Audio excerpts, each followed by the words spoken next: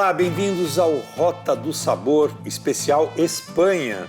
A gente vai explorar, ao longo dos próximos programas, as delícias da gastronomia espanhola, comida clássica, comida moderna, vinhos, todos os aspectos da gastronomia da Espanha, que vem sempre acompanhada também de atrações turísticas, de belezas naturais, belezas históricas, que servem, no fundo, como um acompanhamento para os sabores que a Espanha tem a oferecer.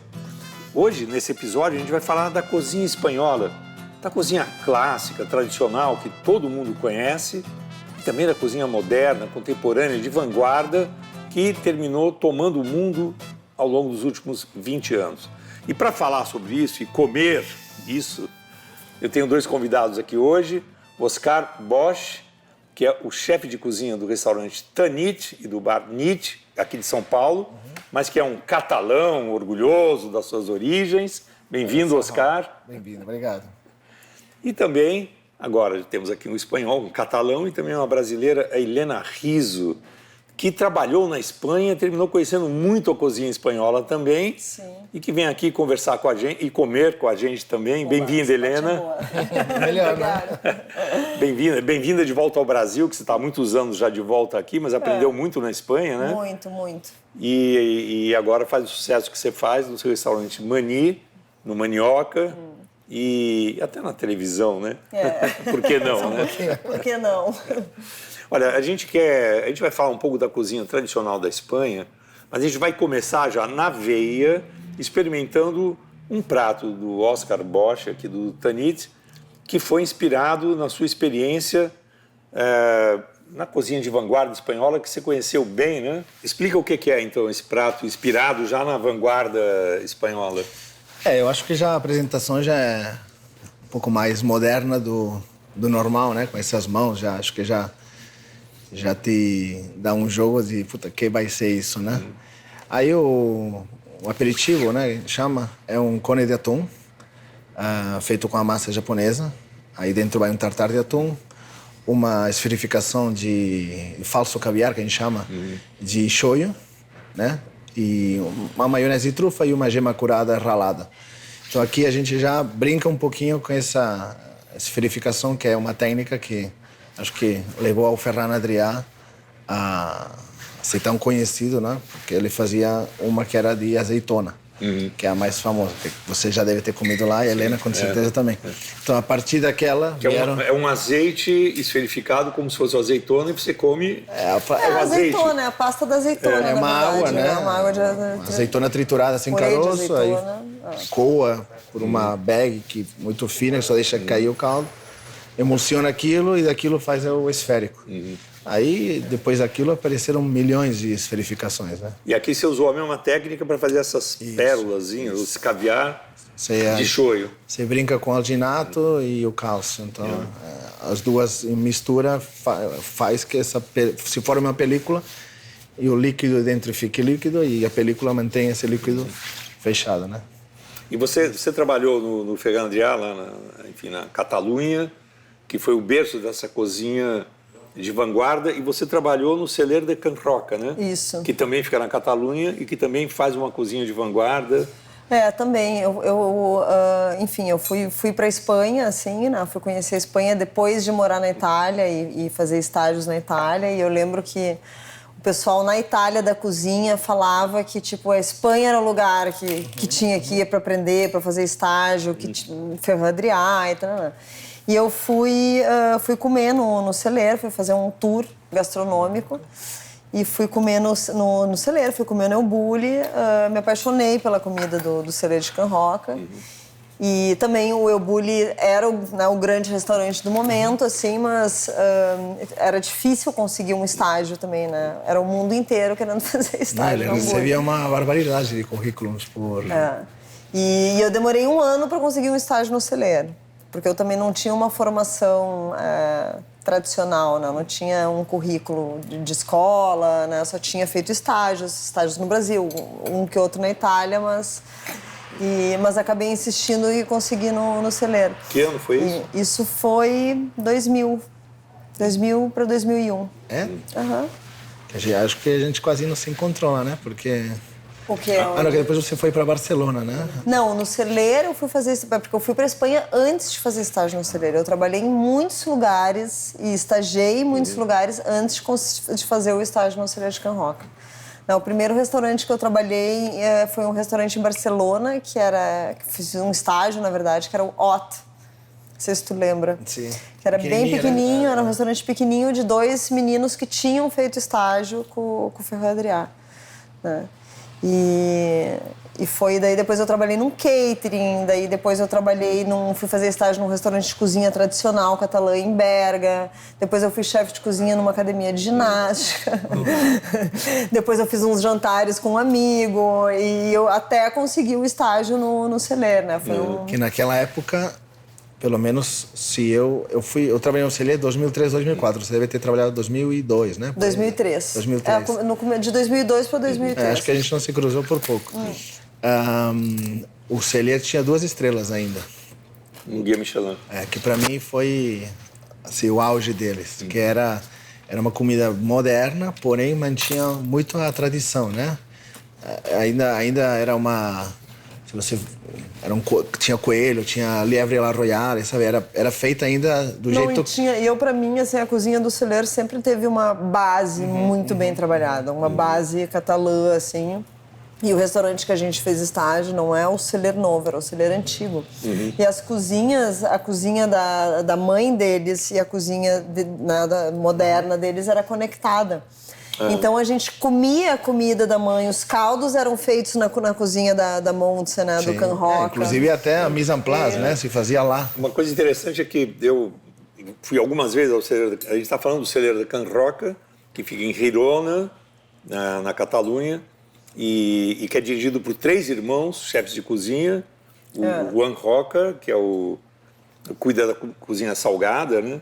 O Jorge Roca, que cuida das sobremesas, e o Giuseppe Roca, que cuida dos vinhos e tal, né? Mas eles sempre trabalharam, eu fui lá no celeiro antigo, inclusive, com você lá, aliás, uma vez que eu fui, você estava lá trabalhando. Mas eles vêm de uma família, que não eram jovens filhos de engenheiros que um dia resolveram virar cozinheiro e foram no restaurante de vanguarda, trabalhar com o Ferran Adrià. Na verdade, eles são de uma linhagem de cozinheiros tradicionais, né? Que a mãe deles tem esse restaurante. Restaurante familiar, né? Eu acho que a avó cozinhava também, né? Não, então tem uma, assim, é uma cozinha de vanguarda que tem uma ligação umbilical, totalmente umbilical mesmo, familiar, com a mãe, né? Com a avó e tal. É um restaurante familiar, né? E até hoje tocado por uma família, né? Acho que a grande parte do sucesso é ter essa base que a Helena falou de cozinha de verdade, né? Cozinha de sabor, cozinha de tradição. Que aí eu acho que sem essa base também é difícil você criar muita coisa e desenvolver, porque se você não tem essa base... Então... Agora, eu acho assim, interessante, você estava falando do Ferran Adrià, né? Das esferas e tudo e tal. Eu acho que ele é muito, às vezes, assim, rotulado como um cara que fez a cozinha molecular e daí depois virou a cozinha química e tarará. E eu acho que a importância dele e o que ele fez é tão maior do que isso, assim, né? O que ele fez ali na Catalunha, né? Assim, em termos de produtos locais, de olhar para a tradição também, né? De mudar, de pensar a cozinha e trazer coisas novas. Porque eu lembro, assim, para mim foi um choque quando eu fui no Bulli pela primeira vez, assim. E as coisas que eles faziam lá era muito diferente do que a gente estava acostumado. Acho que ele quebrou todos os paradigmas de... E eu lembro foi um chefe revolucionário. Total. Que é uma coisa raríssima, porque na cozinha você tem uma revolução a cada 100 anos, não é assim? A Nouvelle Cuisine francesa, por exemplo, dos anos 1970... não foi uma revolução, era uma evolução, mas era a cozinha clássica francesa, só que mais leve, mais contemporânea, atualizada.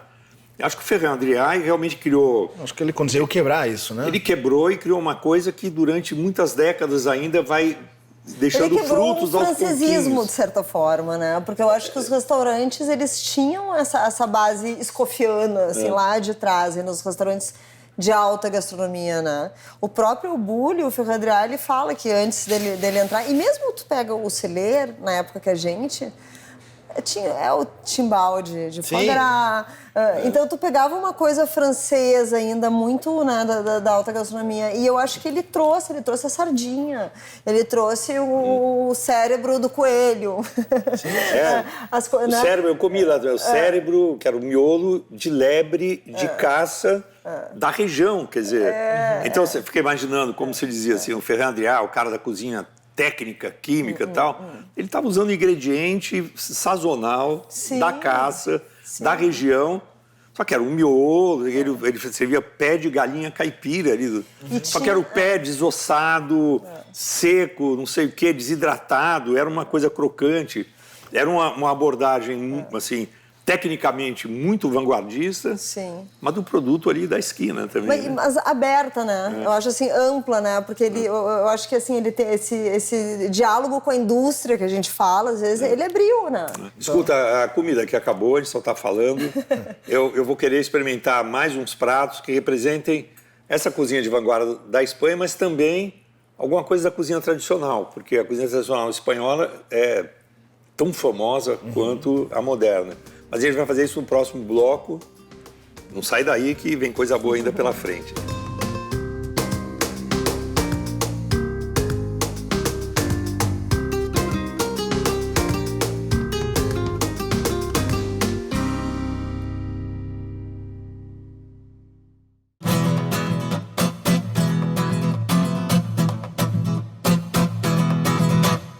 Voltamos aqui com a Rota do Sabor Especial Espanha, falando da cozinha espanhola.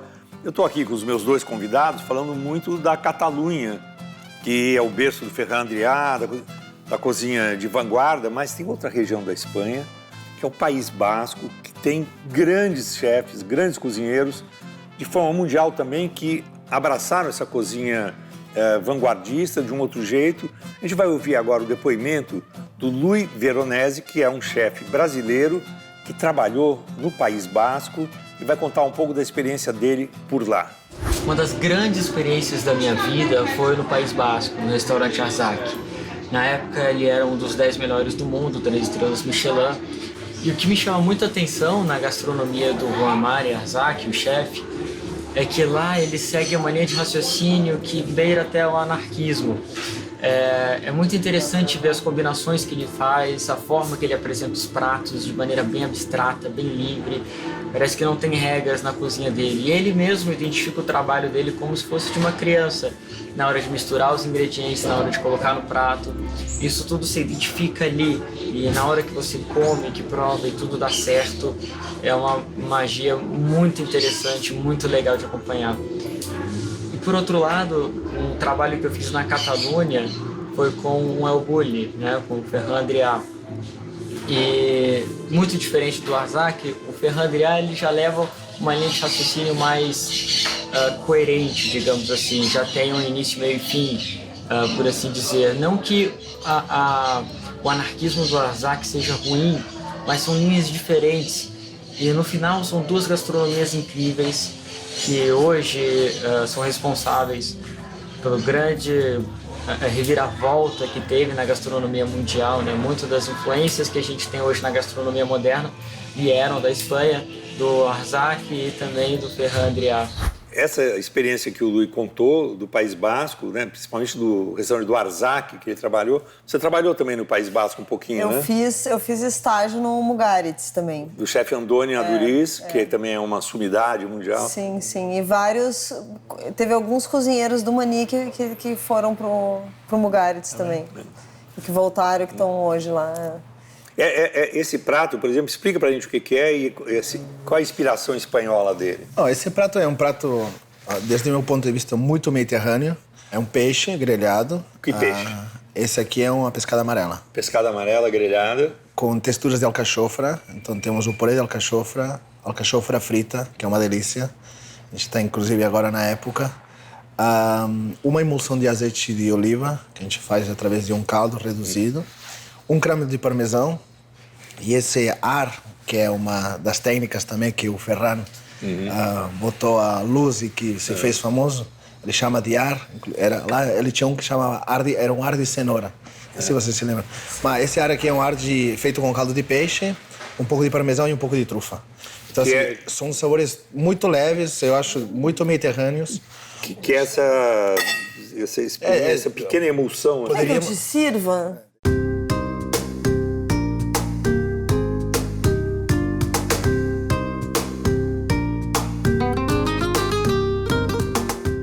Bem, meus queridos, ó, a minha estratégia, entendeu? Foi esperta agora, hein? Pessoas desde o início, né? Que delícia. Já... Essa coisa das texturas também foi muito explorada, né, pela cozinha espanhola de vanguarda. Eu, por exemplo, eu estive tanto no Cellier como no El Bulli. Eu uso pitadas do que eu aprendi lá. Acho que você também, né? Eu tento pegar essa base tradicional, todos esses conceitos que eu aprendi com a minha avó, que era uma grande cozinheira, com meu pai também. Você sabe que tem um restaurante lá com uma estrela há muitos anos. Então eu aprendi a fazer essa base de caseira, né, que dá o sabor e aplicar certas técnicas que eu acho que combina com essa tradição, né? porque eu acho que teve uma época, né, quando no boom dessa cozinha, que todo mundo começou a imitar muito e virou a técnica pela técnica, assim, um pouco, né? Qual chefe que era o mais virtuoso, mais pirotécnico, assim. E ficou chato, né? Ficou enjoativo, ficou... Uma coisa mais impressionante do El Bulli, do Ferran Adrià, é que você ia lá, comia 40 pratos esquisitos, um mais esquisito que o outro, 40, e todos eram gostosos. Quer dizer, você ficava espantado de ver a técnica louca que ele fez, mas tudo era gostoso. Então, a técnica lá nunca se sobrepôs ao sabor, né? Ao prazer da comida. Base, né? Tinha lógico, já era. Mas isso é uma coisa que um pouco se perdeu, porque o Ferran Adrià foi tão revolucionário e que todo mundo que tentou embarcar na dele, acho que teve 5 chefes de cozinha no mundo que conseguiram fazer uma cozinha daquele tipo, gostosa e bem feita. E o resto era meio uma coisa meio fake, né? Só tinha técnica. Né? Mas eu acho que voltou para trás, voltou um pouquinho. E assim, a técnica, ela tipo, né, a gente, né, teve todo um repertório aí de novas técnicas e tal, mas que contribuem para a construção. Voltaram a ficar a serviço do sabor, né? Exatamente. Tu quase não vê, né? Tu pega um Noma, por exemplo, assim, né? Tu vê que tem técnica, mas assim, não é que aquela coisa tá ali, é tudo com aquela Noma, cara do chefe René Redzepi, em Copenhague, é um desses 5 que eu acho que trabalhou com o Ferran Adrià e fez uma cozinha também ousada, moderníssima e tal, que deu certo, deliciosa. E um monte de gente só pegou as técnicas e começou a aplicar tecnicamente, né? Eu lembro de ler tem um livrinho do Ferran Adrià que é super bacana, assim, que é ele falando um pouco da vida dele, assim, que eu li uma vez, e ele fala que a espuma, as coisas da espuma do ar de cenoura, que ele se ligou nisso tomando um suco de fruta, né, que tu bate no liquidificador e que tu tem aquela espuminha em cima. Tipo por erro, vai, né? Tipo... Mas eu acho que essa capacidade de perceber, né, essa percepção, né, dos ingredientes, de tu olhar o ingrediente a fundo e explorar a sementinha, explorar a pele e a textura, isso aqui desidrata, isso aqui seca, isso aqui faz purê, isso aqui faz... Né? Acho que esse lado foi muito legal, assim, da cozinha dele. Vamos comer uma coisa agora tradicional espanhola? Vamos. O que você vai trazer agora? Vou fazer uma fideuá. Oba! Acho que é um clássico da culinária catalã, muito da minha terra, né? Eu me lembro, eu tenho muita lembrança dos meus avós fazer isso em casa.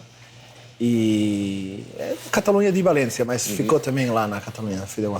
Eu vou fazer tintarula, acho que você tem uma parecida, né? Tenho. Vou fazer com camarão e um alho e óleo. Perfeito.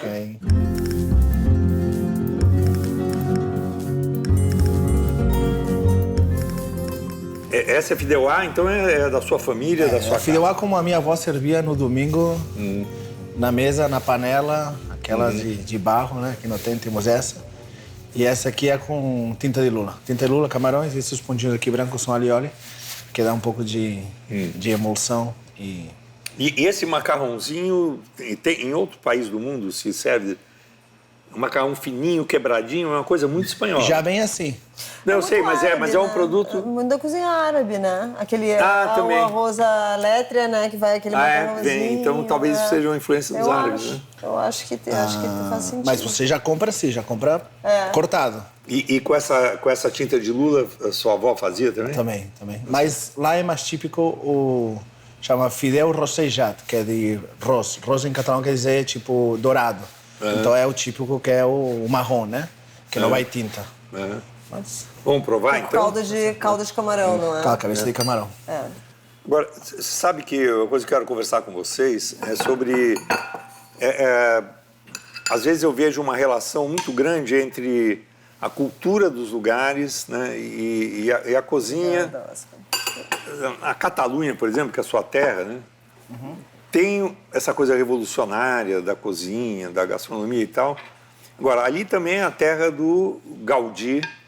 Quer dizer, a gente vai lá para Barcelona, não dá para não ver as obras do arquiteto Gaudí, e a principal delas, a Sagrada Família, né?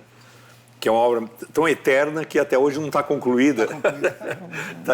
Eu já fui em Figueres. Tem um museu dali. Tem o Museu do Salvador Dalí. Quer dizer, a Catalunha é um posto de criatividade que, assim, quando eu vou para a Catalunha, eu adoro ir lá para Barcelona comer. Agora, ou para Girona, para comer. Mas não dá para desviar das obras de arte, né? Das atrações culturais sempre foi que tem. Acho que sempre foi uma região muito rica em todos os sentidos, né? Tinha Gaudí, tem Miró também, que foi um grande artista. Picasso também passou... Picasso é andaluz, mas Picasso passou muito tempo da vida dele na Catalunha, né? Bom, enfim, tem infinitas personalidades antigas e mais modernas. A Catalunha sempre foi uma região que eu acho que sempre se sustentou por si mesma, né? Em todos os sentidos. Sobretudo, eu acho bacana, muito rica, né? Não, eu acho bacana, assim, e não vale só para a Catalunha, quer dizer, a gastronomia espanhola é super rica. Agora, as artes, né, e a arquitetura e as paisagens naturais, a gente termina indo para a Espanha e, por exemplo, a gente comeu o atum aqui no começo, né? Eu já fui para Andaluzia, ver as almadravas, né, que é onde eles capturam os atuns, é uma coisa super natural, da época dos fenícios. É sensacional. Então, o atum da Andaluzia é que hoje abastece, né? O Japão abastece tudo que é lugar. É maravilhoso. A arquitetura da Andaluzia é maravilhosa. Então, você vai comer atum na Andaluzia, você vê a arquitetura antiga, mourisca, aí inclusive que tem árabe. muita pegada, né, dos mouros. Dos mouros, é uma aula de história que você assiste comendo um atum maravilhoso. Então... Eu para mim, assim, a Catalunha, que foi a região que eu mais morei, é surrealismo, assim. Total. É surrealista. E eu acho que a cozinha, eu sempre achei, assim, né, que tu falou ali no começo da apresentação do prato e tal. É uma coisa que sempre me chamou muita atenção, é que, assim, os caras, eles tinham as ideias loucas, absurdas, imagina, né? Pum, e faz, e executa, e tu vê materializada aquela coisa, aquela ideia maluca, né? O Ferran Adrià, no livro, além de colocar os produtos que ele usa naquele ano, ele também coloca a louça que é usada durante o ano. Então, a louça é preparada para o prato que ele vai servir. E acho que isso, até hoje em dia, né? A gente sempre vai atrás de louças, de tentar, que às vezes esse cone deitado não faz o mesmo efeito que se vem em cima de uma mão, né? Então, além de cozinhar, a gente também tem que pesquisar e se reinventar e essa parte mais criativa de como você vai apresentar isso para o cliente, né? Que isso faz pouco parte também do ritual, do espetáculo, digamos assim. Exato. Tá uma delícia comer comida espanhola aqui no Tanit, tanto a comida tradicional quanto os pratos mais modernos, mais de vanguarda. E eu estou feliz aqui, mas como eu fico feliz quando eu vou para a Espanha também, porque entre o almoço e o jantar, além de comer, tem tanta coisa para ver, né? E as tapas, né? A gente vai continuar falando aqui da cultura gastronômica espanhola e também do turismo, né, das belezas da Espanha, nos próximos episódios. da Rota do Sabor. A gente vai ficar por aqui, que tem muito o que comer ainda, e eu agradeço a presença do Oscar Bosch, não só a presença, a arte que ele também nos serviu. Obrigado. E da Helena Rizzo, que hoje veio aqui numa posição privilegiada. Não teve que cozinhar, só comer, só beber, ideia, só falar. lembrar de coisas boas. Muito obrigado a vocês, obrigado pela audiência e a gente volta no próximo episódio da Rota do Sabor, o especial Espanha. Nos aguarde.